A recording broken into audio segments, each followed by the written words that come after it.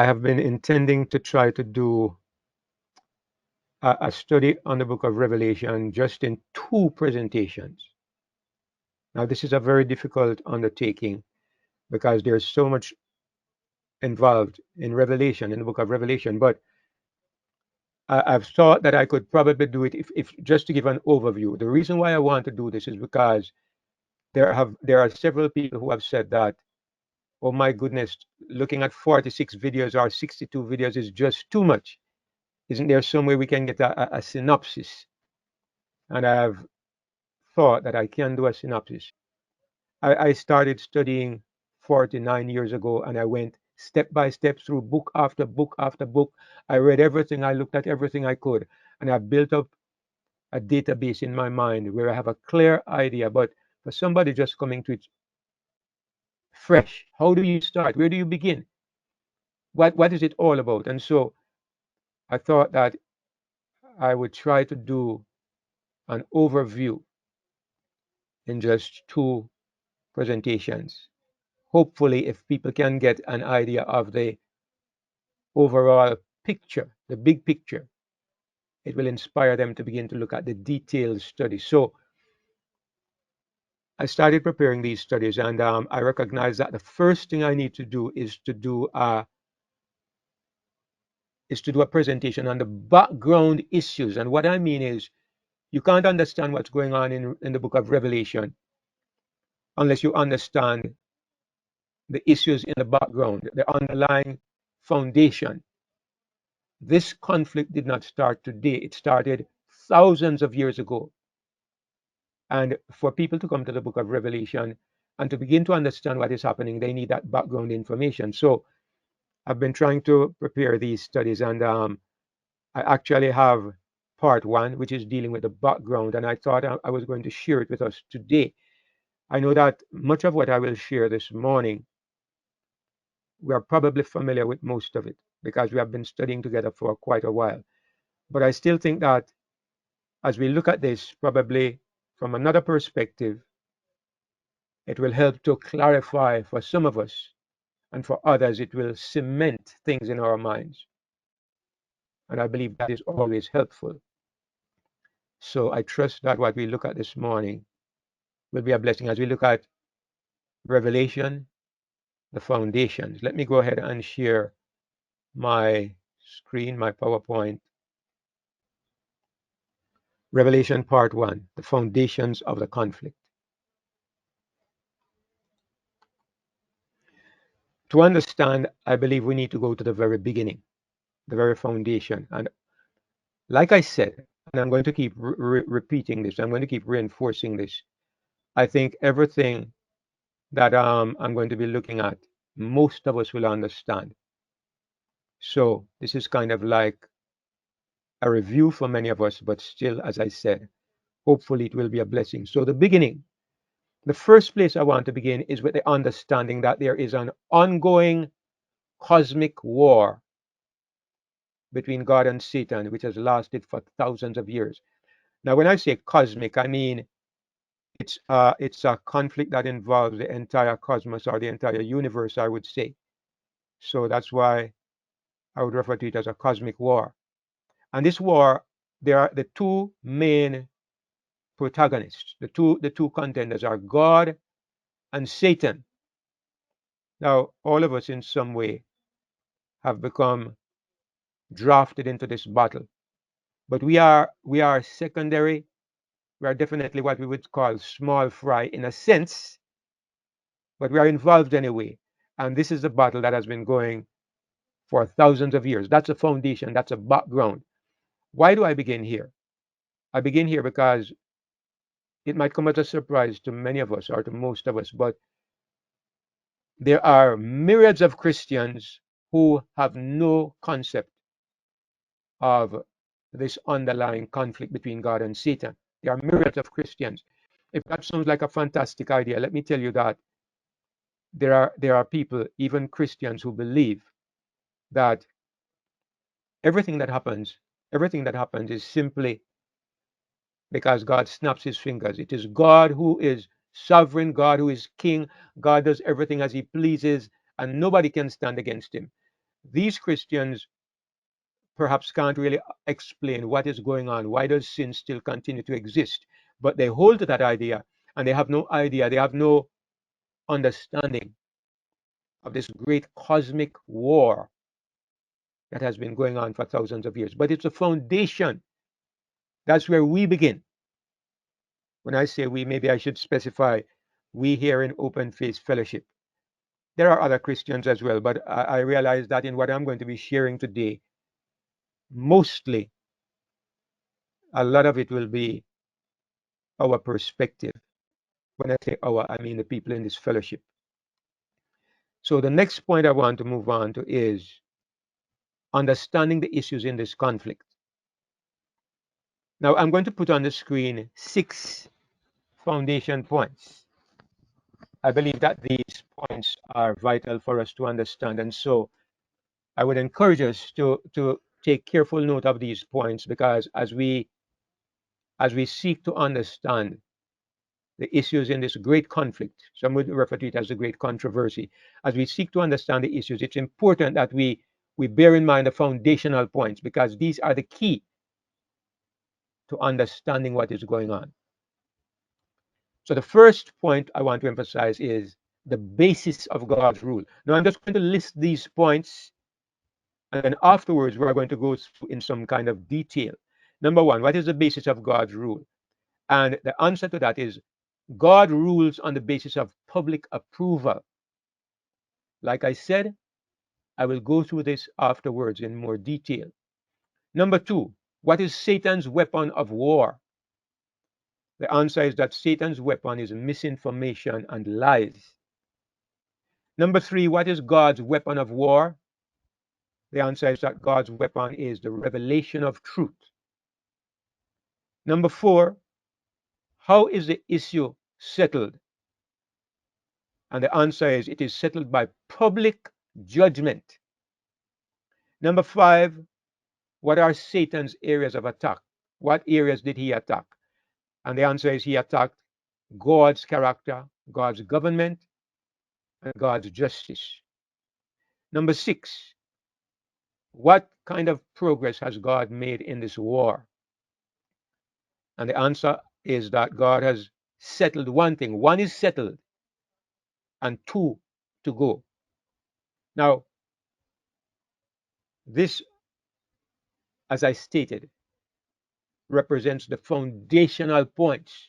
I believe understanding what is going on in this world and in this universe, we need to understand these 6 points. And so I would encourage us to memorize, to remember, to make a note of, to have these points cemented in our minds. And maybe it might even help if we can take a screenshot of it, or afterwards I always make these charts public, but I just want us to understand the importance of understanding these 6 points. Now I'm going to move on to explaining each one of these in more detail. So the first thing we look at, point number one, the basis of God's rule. And as I said, God rules on the basis of public approval. Now this is another point that I would say that there are many Christians who don't understand this. And what do I mean by this? I mean that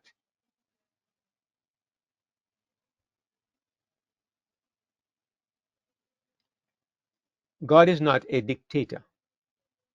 God is not a person who rules by force of might.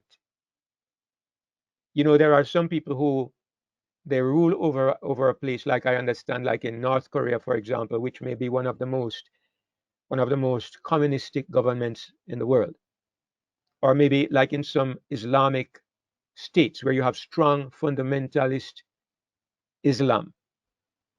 People The people in charge do not rule because of public approval. They rule by force of might. They have the power, they have the might, and so they dominate and command, and they use their armies, they use the force of might to subjugate and bring the people under their control. Is this the way God is? Does the God of the universe rule on the basis of the fact that he has superior might, superior power? He created everything, and he has the moral authority to destroy everything if he so chooses. Is this the way God rules? Well, honestly, if I believed God was like this, I would have a hard time being happy about serving him.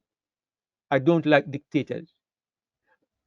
God has made us free, and freedom means the right to choose. And so, because we believe in this kind of God, we understand that God will rule because he's wanted, because he's approved. And so, this brings us to the shocking realization that God's government, God's rulership is on the basis of public approval. God rules because he's wanted. This is maybe the most significant fundamental point we need to understand. If we can understand this, it answers all the hard questions. Why does sin still exist? Why is Satan still alive? Why do innocent people still die? Why is there all this terrorism and this confusion on planet Earth when God is almighty? And everything is answered by this one realization: God will rule on the basis of public approval. That's point number one, and I hope we never forget it. God's throne is to be established by public opinion. Amazing. Because we have always thought that God determines our destiny and we are manipulated by God. But it comes as a revelation to understand that, in a sense, God's own government, God's throne is, in a sense, established by our opinion. I will say more about this as we continue with this study. So I'm going to highlight a point here that, again, I think very few people understand. And I'll keep on saying this because some of these ideas are somewhat revolutionary. Therefore, it's clear many people don't understand them. But for me, these ideas have made the plan of salvation far more meaningful, far more rational, far more sensible, far more appealing. Now, the real target of judgment, then, everybody will say that we are the targets of judgment. We need to prepare for the judgment. We need to be afraid of the judgment. We need to make sure that we are ready for the judgment. In most people's minds, the judgment is to target human beings, and therefore we are fearful of the judgment. Any kind of judgment, we are afraid of it.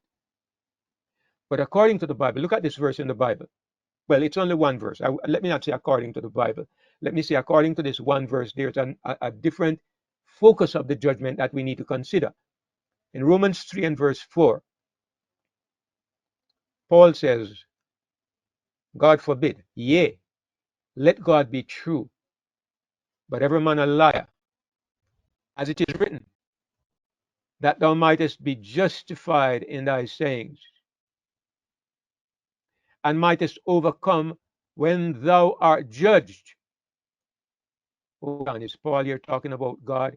He's suggesting that there's some kind of sense in which God is judged. And he says that God needs to be faithful. He needs to be true in what he's doing. He needs to follow the path of truth. Even though every man might be a liar, but God has to be true. Why? So that God might be justified in the things that he says, and he might become victorious when he is judged. So there you have in this verse this idea of God being judged. Paul suggests, whatever he means by it, he's quoting from the book of Psalms. But what he's suggesting is that there is a sense in which God is to be assessed. And when God is assessed, or when God is judged, it needs to be demonstrated that he is faithful. He needs to be justified. So there we see this idea presented that God, in some sense, is judged from time to time. And this is one reason why God needs to be true in everything that he does. All right. The second point that we had on the screen is what I want to highlight now. The second point we had in that list is, what is Satan's weapon of war. And we said that Satan's weapon was, we'll come to Satan's weapon, but let's first of all look at what it is not. It is not physical conflict. This is the kind of picture we see every time we think about the war in heaven. Whenever somebody tries to depict it, naturally they represent angels fighting with lightning bolts and with swords and spears. And they do this because this is the way we understand conflict in the context of our nature, in the context of planet Earth and the way we do things here. So naturally, if you are depicting war in heaven, you default to that kind of representation. But a little thought will show us that the war in heaven could not have been a physical conflict. Satan does not fight physically against God and God's angels. It is not based on force of might. Why? If you think about it for a moment, Jesus spoke one word, and 100 evil angels inside a man that Jesus met there at Gadara, a man with a legion of devils inside of him. Jesus spoke one sentence, and the devils had to leave instantly. Evil angels cannot stand against God for one moment. Neither can they stand against one agent of God. When God sends one of his agents to fight evil angels, they cannot stand against him. One can overthrow all the armies of Satan. So it is clear that Satan could not have been fighting a physical battle. Yet there was some kind of war, but clearly it was not based on force of might. What kind of war was it? And the answer is that it was a war of misinformation. So, this highlights the point that when we talk about warfare, it's not just one way that we can fight war. Satan used misinformation. That was his great tool. And I will demonstrate why this is so significant. So, Satan said that God is a liar. And of course, we can see this very clearly in the very first sentence that he spoke to Eve in the Garden of Eden. Yea, hath God said, his insinuation is that God is a liar. So that's the way Satan carries on his warfare against God. And this is a foundational thing that every one of us should have stuck in our minds. Satan does not fight against God physically. His battle is a battle of ideas. It's a battle of information. And Satan uses misinformation. He uses lies. That's his primary tool in this battle against God. He claimed that God's government is slavery. And thirdly, he claimed that God is unfair and God is unjust. I will demonstrate this in a little while. But his tool is misinformation. Now, Satan's three areas of attack. That's point number 3. Satan's 3 areas of attack. Number 1, he attacked God's character. And again, I want to look at what happened in the Garden of Eden. It says, the serpent said unto the woman, you shall not surely die. That's number 1. God says you will die. I'm telling you, you won't die. God is lying. I'm telling you the truth. But furthermore, God is not only a liar, but he's lying for his benefit and he wants to keep you down. Why do I say this? Quoting Satan now, getting into Satan's mind. Satan says, for God does know. God is not just prohibiting you from the fruit kind of innocently. God knows what he's doing. God knows that if you eat the fruit, you will become a better person. Your eyes will be opened and you shall become like God. You will rise to an elevated state. And God knows. So why would he tell you not to eat the fruit? It's because God wants to keep you down at a level of ignorance. So he attacks God's character, calls God a liar, and impugns God's motives, attributes evil to God's motives.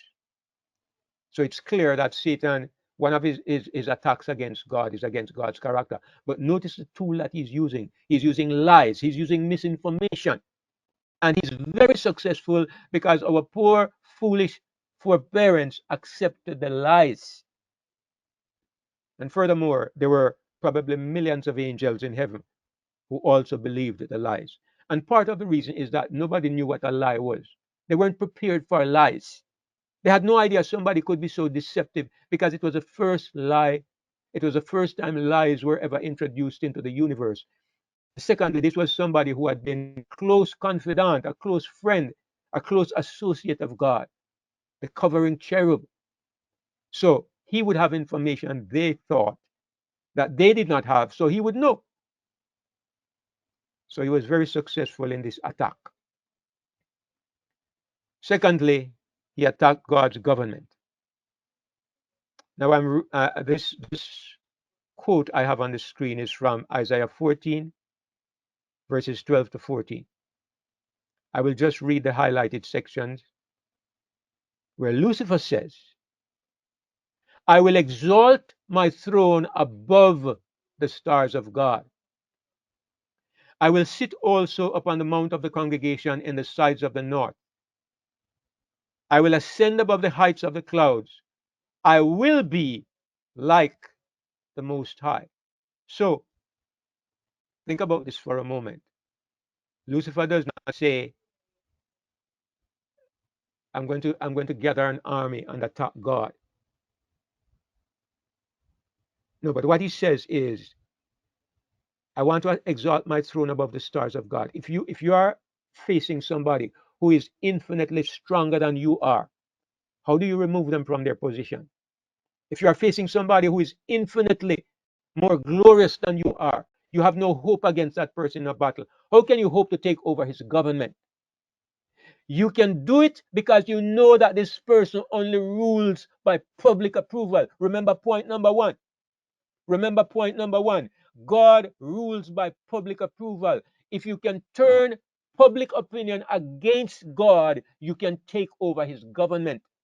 A government is the way you control and administer people. If you can turn those people against the governor, and you know that the governor is a person of integrity who will leave if he's not wanted, you can overthrow even God. You see what I'm saying? When you think about it, this had to be the basis of Satan's attack. It's the only way. There's only one way he could hope to overthrow God, and it was by lies. But you see here, he's attacking now God's government because he says, I will exalt my throne. A throne is a place of rulership.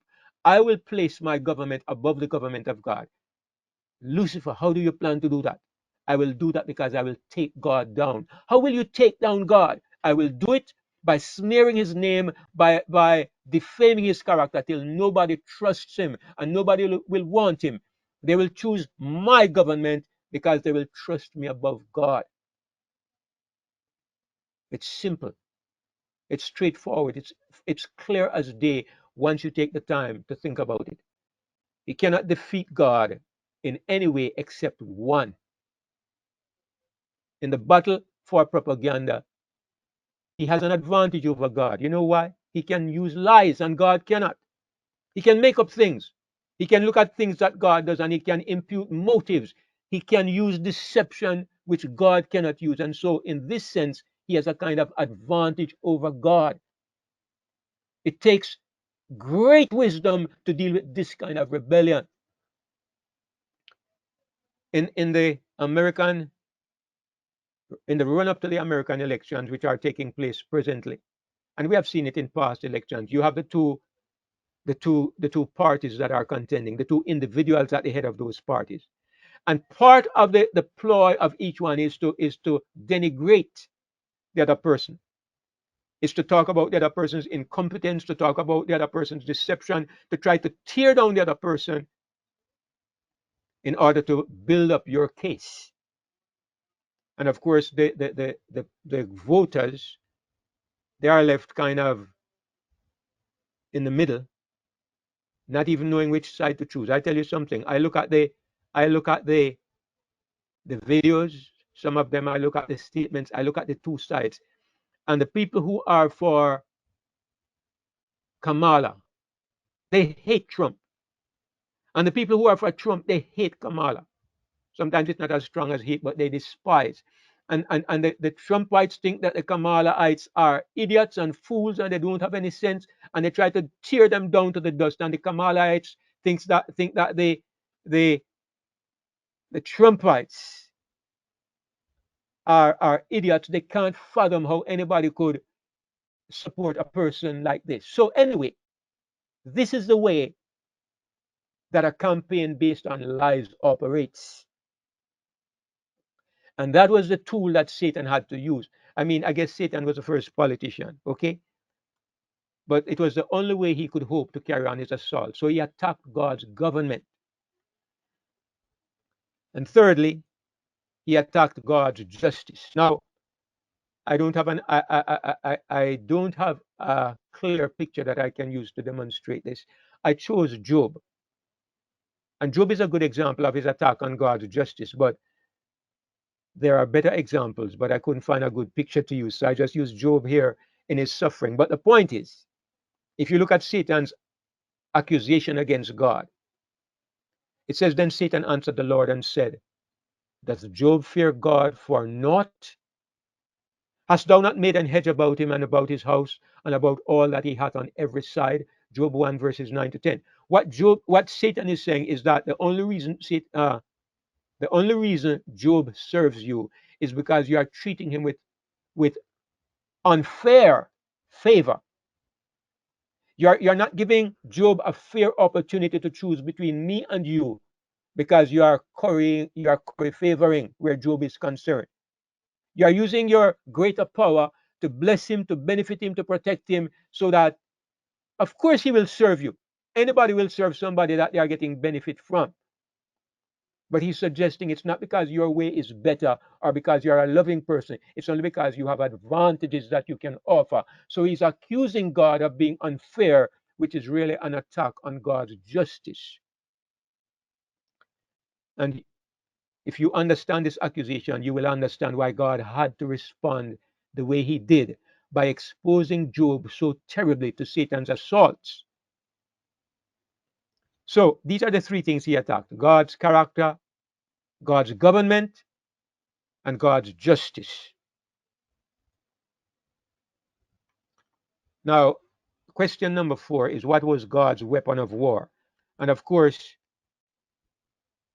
God's weapon, as you can see on the screen, God's weapon is Jesus Christ. In Jeremiah 51 and verse 20, I believe that this verse is primarily referring to Christ, even though if you look at it in context, it seems to be addressing Israel. But Jesus is God's true Israel. God says of him, "Thou art my battle axe and weapons of war. For with thee will I break in pieces the nations, and with thee will I destroy kingdoms." Now, Jesus, we are told in Revelation, will rule with a rod of iron. And look at what it says. "And he shall rule them with a rod of iron. As the vessels of a potter shall they be broken to shivers, even as I received of my Father." So Jesus says, God says of Jesus, "You are my battle axe and my weapons of war. With you I will break the nations in pieces and I will destroy the kingdom." So Jesus is God's weapon with which he fights the battle. But the question is, what method does God use in this warfare? Now, if we have been following thus far, if we have been understanding the points that have been made, then it follows that there's only one answer to this question. But let's look at it anyway. What is God's method of warfare? There's only one answer. No man had seen God at any time. That's why Satan's lies might have worked. "The only begotten Son, which is in the bosom of the Father, he hath declared him." That's why Satan's lies should not work. God's battle axe and God's weapon of war, God's champion, has stepped forward to overthrow the lies of Satan. He has done something that lies cannot counteract. He has put on a living demonstration. He has put on a living demonstration of what God is really like. He hath, it says, he hath declared him. Jesus has declared God, or he has revealed, or he has made God known. So this is the way Jesus works in answering Satan's lies about God. As it says in 2 Corinthians 4 and verse 6, "God who commanded the light to shine out of darkness hath shined in our hearts to give the light of the knowledge of the glory of God in the face of Jesus Christ. The glory of God, the knowledge of God's glory. The answer to Satan's lies may be seen in the face of Jesus Christ. So in Jesus, we have unveiled the truth about God's character. Through Jesus, we come to understand the truth about God's government. And I will say a little bit more about this as we proceed. And through Jesus, we also come to understand the truth about God's justice. But I just want to mention that Jesus is God's weapon. God's battle is fought through Jesus, but it is primarily what kind of battle? It's a battle of information. Remember, God rules by public opinion, and Satan's purpose is to overthrow public opinion. But Jesus came to restore public opinion to God. He came to restore the true picture of God, that public opinion may turn over to God's side. I hope that by the grace of God, everybody who is listening can understand the pattern of what I'm trying to say, can see the case building, can understand what is going on. Once we get these ideas clear in our minds, everything that is going on in the world and the universe should become much clearer to us. Of course, when Jesus died on the cross, he revealed the truth about God's justice. And there is more to come, but this was the first great revelation of God's justice, that God took care of every claim that the law could make against his people. Every tongue that could rise against us in judgment, God was able to condemn because of the justice that was displayed in the death of his son. But there's more to it. Now, point number 5 is probably the greatest point. Well, let me not use the word greatest. It's probably, in the context of where we are and of what we are trying to understand, this point, I believe, is the greatest point. Just in context, okay? It's not the most significant nor the most important, but it's extremely important. And this point, I believe, is a point that gives us context to where we are today and to what we are reaching for in our Christian experience. The issues are to be settled by judgment. Remember, there are two sides. There's Satan's lies and misinformation. There's God's revelation through Jesus Christ. And what are they contending for? They are contending for public approval. Satan wants approval because that's the only way his kingdom can be established. And God wants approval because God will not rule unless he's wanted. That's the kind of God he is. That's the kind of governor he is. And this is to be settled by judgment. Now, last week I highlighted this, and I'm going to repeat the point. There are 3 places in which God's judgment was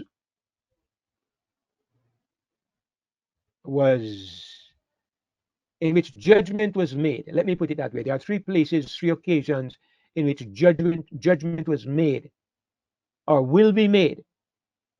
And as I pointed out last week, every time there is a move forward in the kingdom of God, every time God's movement takes a step forward, first of all, there is judgment. The first step in the judgment was when Christ died on the cross. In John 12 and verse 31, he says, "Now is the judgment of this world. Now shall the prince of this world be cast out." And the next verse says, "This spake he, signifying what death he should die." So there was a judgment. God was judged, and Satan was judged at the cross. Satan's wickedness was revealed, and God's true character of selfless love was seen at the cross. And the universe and the world saw in vivid display the true nature of Satan. A judgment was made, and because of this, Satan was cast out of heaven. First step, Satan lost the first stage of the battle. He was kicked out of heaven, and God's people came to recognize, people on earth came to recognize that God was not the God of the judgment and the lightning and the thunder. God was the God of Calvary. the God who was willing to die, to suffer, so that we could live. The second stage of the judgment, or the second phase of the judgment, we find in Revelation 14 and verse 7, where it says, "Fear God and give glory to him, for the hour of his judgment is come," when the three angels fly. And the great difference in what we are highlighting, brothers and sisters, is that most people, many people believe that this means that the time has come for God to judge people, that our salvation is now being put under the microscope and we are in jeopardy. The focus is upon self. But as we are understanding this, we are understanding that what we are looking at is the judgment of God. God is being judged. How is he being judged? It's his kingdom in his people. God's capacity to govern through Jesus is to be put on display through his church. And so it is God's government that is being judged, not we who are the main target. Again, it is God who is the target of this judgment. And the third time when the judgment takes place is 1,000 years later, where it says in Revelation 20 and verse 13, "Death and hell delivered up the dead which were in them, and they were judged every man according to their works." Now, this seems like very clearly a judgment focused on men. And yet, if we understand it properly, again a judgment of God. How so? Because what we are seeing here is that God will make the whole universe, including those who are eventually consigned to everlasting death. God is showing them why it is they have to die. The person whose justice is being vindicated is God's justice.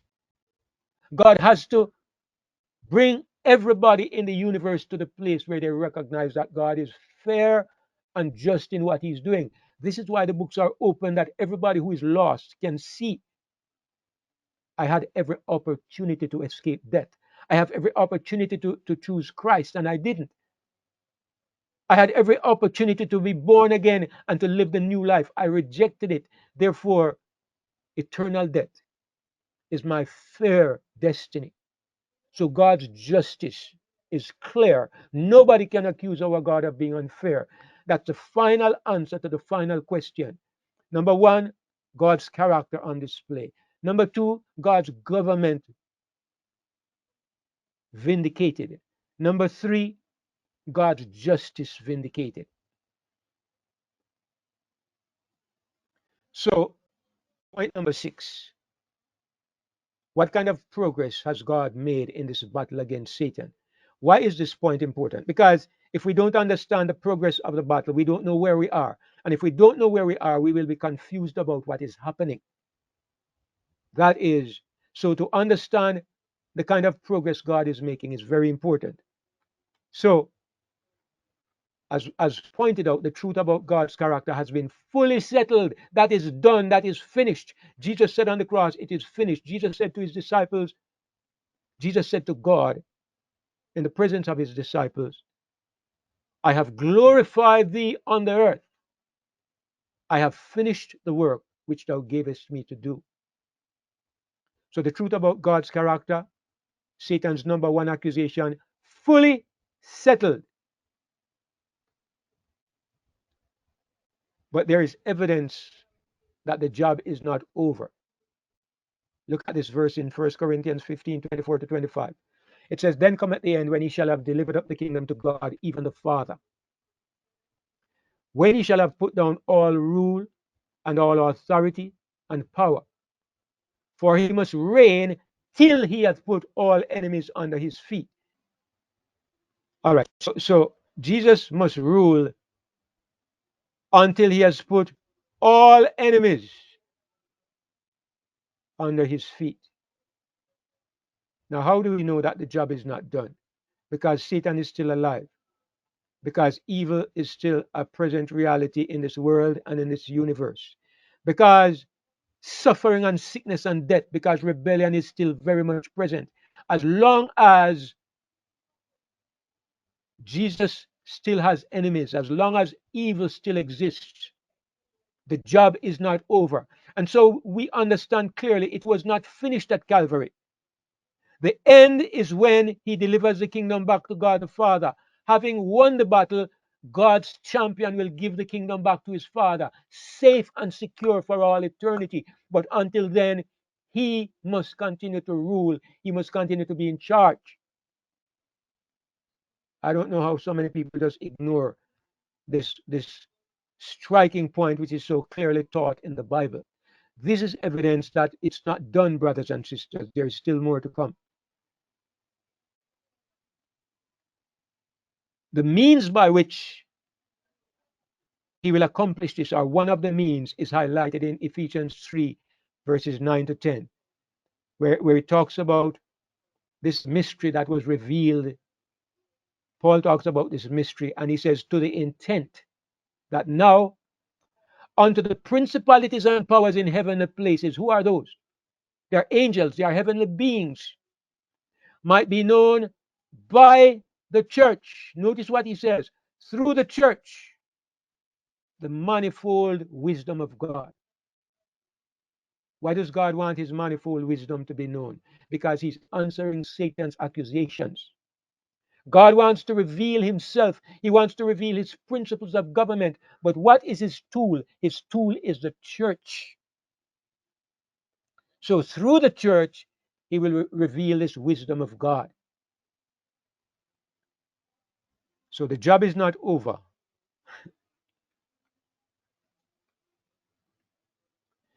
So even though the truth about God's character has been settled, the truth about God's government is not yet settled. And even though we're not going to be dealing with this in depth today, but there are two kinds of government. There's a government that was given to Moses at Mount Sinai, govern the people, the children of Israel, and that was called the Old Covenant. There's a government that was given through Jesus at Pentecost, which is the government of Christ living within. Christ and his Father living in his people and governing from within. These are the two basic kinds of government that exist in the universe. We know that only God alone can govern in the second way. Every other government is based upon the first kind of government, the old covenant principle. But the question as to which kind of government is the best and which produces the best result is not yet settled. And so that is still to be done. And likewise, the question of God's justice to be revealed at the end of the 1,000 years. So here are the 6 foundation points. I just want us to look at them again because, like I said, I'd like us to remember these points. The basis of God's rule is public approval. Satan's weapon of war is misinformation and lies. Point number 3, God's weapon of war is Jesus, and he works by revealing the truth.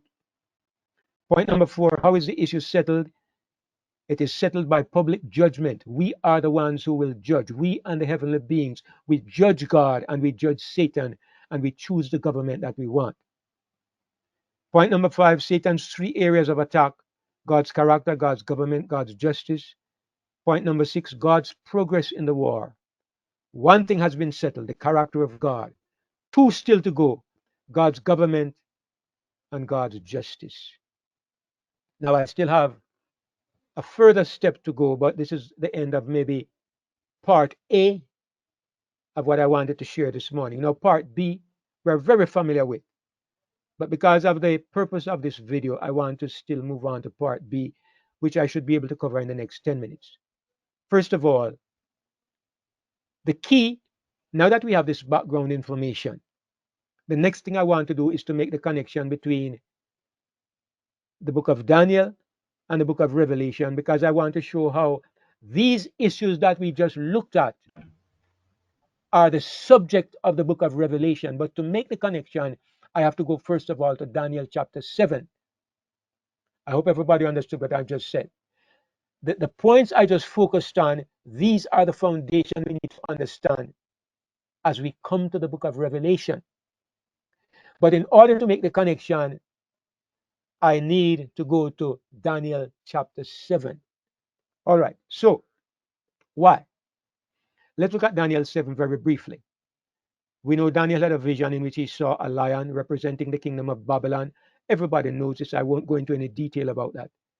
Then he saw another kingdom coming up after the lion, which was the kingdom of Medo Persia, which was a kingdom looking like a bear. Then the bear passed away, and there came a leopard with 4 wings and 4 heads, representing Greece. Then the leopard passed away, and there came up a great and terrible beast, representing the kingdom of Rome. The next thing that he saw was that there was a judgment. The Most High took his seat, and there was a judgment. The judgment was set, and the books were opened. The next thing that he saw, I beheld then, in verse 11, because of the voice of the great words which the horn spake.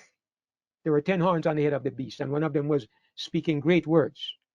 I beheld even till the beast was slain, and his body destroyed and given to the burning flame. So the beast number 4, Rome, while he's alive, the judgment takes place. And then because of the judgment, a decision is taken that the beast is to be given to the burning flame. The beast is slain, which is a Roman beast. The beast of Rome, the kingdom of Rome, is destroyed and is given to the burning flame. This is the end of Rome, and this is the end of this world's history. We see that taking place in Revelation 19. However, that is not the only thing that happens in this judgment, because we see a few verses further down.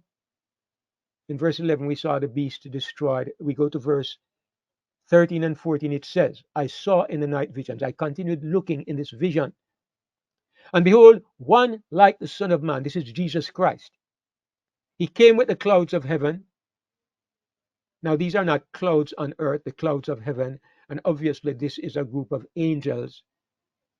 And they are carrying Jesus into the presence of God, because it says, he came with the clouds of heaven, and he came to the Ancient of Days, which is the Father. And they brought him near before him. And there was given him dominion and glory and a kingdom, that all people, nations, and languages should serve him. Now, the second consequence of the judgment, I want us to just remember what we are talking about is the judgment sits. While beast number 4 is existing, the judgment sits, and the judgment has 2 consequences. Number 1, the beast is destroyed and given to the burning flame. Number 2, the Son of Man, Jesus Christ, is given an everlasting kingdom which will never pass away. So, what am I saying? I am highlighting the point we made earlier on. Remember I said that judgment is one of the most important points in the context of where we are today. Remember I said that God's throne is established by public opinion, and public opinion is formed by judgment. Judgment is what makes people determine who will be king. And what we see in the book of Daniel here is that there is a judgment of 2 kingdoms. One is the kingdom of the beast, which is Satan's representative. The other one is the kingdom of Jesus Christ, which is God's representative. And the verdict of the judgment is that the Son of Man, the kingdom of Christ, is to last forever and ever. Why? Because his government has been put to the test. His government has come before the judgment, and the judgment has proven that the kingdom of God produces the goods. Jesus Christ produces the good. God's government is fit to continue forever and ever. Part 2 of the judgment takes place. That is what we see in the book of Daniel here. Now, the real point is that there is a 5th kingdom that we often miss. When we go to the book of Daniel, we see Babylon, Medo, Persia, Greece, and Rome. But the key that makes us understand this is that there is a 5th kingdom. There are 5 kingdoms. Judgment takes place, and every one of the kingdoms is moved. Another one comes along, it's moved, another one comes along. Finally, there are the last 2, the beast and the kingdom of Christ. And there's a judgment between these 2. And the 5th kingdom is the one that is allowed to rule forever and ever. We can't go into detail. This is supposed to be a short presentation. But of course, those of you in the room, you know that in our longer presentations, we have covered this in much greater detail. So the judgment is the key. Now, the connection with the book of Revelation. Well, the judgment is the key. It's a judgment between the beast and Christ. That's the point of Daniel 7. And this connects us now to the book of Revelation. Because when you go to Revelation, we find something very similar, almost identical, happening. In Revelation chapter 4 and 5, John sees something taking place in heaven. In verse 2, he says, "And immediately I was in the Spirit, and behold, a throne was set in heaven, and sat on the throne." Let me just highlight that very quickly. A throne is set in heaven, and somebody sits on the throne. And out of the throne, there was proceeding lightnings. Let me highlight that as well. Pardon the highlighting. I can't manage this thing so well. "And I beheld and I heard the voice of many angels round about the throne and the beast and the elders. And the number of them was 10,000 times 10,000 and thousands of thousands."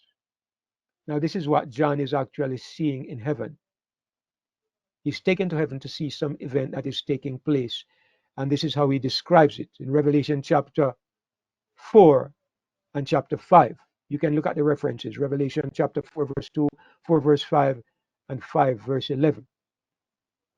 When you go to Daniel chapter 7, verses 9 to 10, we see the identical scene.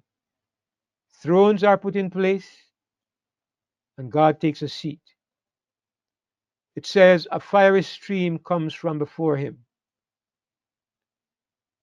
It says, thousands ministered unto him. 10,000 times 10,000 stood before him. Now, the main point here is that when you look at this in Daniel 7, it tells you what is happening. It says the judgment was set and the books were opened. What we are looking at is the judgment. Same thing we just looked at. But the point I want to make is that it is clear that Revelation is showing us the same thing. So, what we are looking at in Revelation is the same judgment that Daniel highlighted. So, in Daniel 7, thrones were cast down. Revelation 4, thrones set up in heaven. Daniel 7, God takes a seat. Revelation 4, one sat on the throne. Daniel 7, a fiery stream comes from the throne. Revelation 4, out of the throne there comes lightning. Same thing. Daniel 7, the books are open. Revelation 4, the book sealed with 7 seals is open. Daniel 7, 10,000 times 10,000 and thousands of thousands stand before him, not to be judged. These beings, according to Revelation, are angels who are present to view the judgment. 10,000 times 10,000 and thousands of angels are standing around the throne. So, what the point here, brothers and sisters, is that the book of Daniel shows us that what we are looking at in Revelation is the judgment. And this sets the stage for understanding what is going on in the book of Revelation. As we have seen, the judgment is critical because it is God's way of clearing the way for his kingdom to take a step forward. God's kingdom never progresses, never moves forward unless judgment takes place first, because God is operating on the basis of public opinion, public approval. Do we understand? And so when you come to the book of Revelation, God is showing us, giving us an insight into how this judgment progresses and the part that we, his kingdom, we, his church, we, his people, have to play. Not in saving ourselves, but in establishing the kingdom of our God forever and ever. This is what it is about, brothers and sisters. I hope and pray that by his grace, what I've been trying to say today, all of us have been able to understand. I have to stop now. My time is up. I'm scheduled to be at the chapel to have face-to-face meeting today. So it is my hope and prayer that even though most of this material we are familiar with it. This is like a third, fourth, maybe fifth time that we are going through this, but it is my prayer that even so, It has served to bring further clarification, and that it has been a blessing to all of us.